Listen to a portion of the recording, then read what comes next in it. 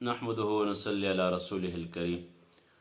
نماز فجر کے بعد کون سے اذکار کرنا چاہیے؟ تو نماز فجر کے بعد تو خصوصاً سورہ یاسین کا اہتمام کرنا چاہیے۔ یہ حدیث میں آتا ہے کہ جو آدمی مرد عورت صبح شروع میں فجر کے نماز کے بعد دن کے شروع میں سورہ یاسین پڑھے، اس کے سارے دن کے حوائج پورے ہو جاتے ہیں۔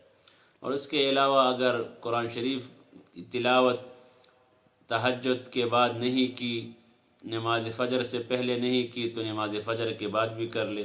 اور خصوصاً اپنے اوراد مسنون دعائیں جو حفاظت کی دعائیں ہیں ان کو اپنا معمول بنا لے، جو روزانہ کے اعتبار سے ہے۔ ہر آدمی کے روزانہ اپنے معمولات ہوتے ہیں، تو اس میں مسنون دعائیں ہیں، اس کی حفاظت کی دعائیں ہیں، اور ان کا اہتمام، تلاوت کا اہتمام۔ اشراق تک جو آدمی پھر اشراق پڑھے 2 رکعت، تو ان کو قبول حج اور عمرے کا اجر اور ثواب ملتا ہے۔ تو لہٰذا فجر کے بعد اس اذکار کو اور اس اعمال کو اپنا معمول بنا لینا چاہیے، تاکہ سارا دن عافیت سہولت کے ساتھ گزرے۔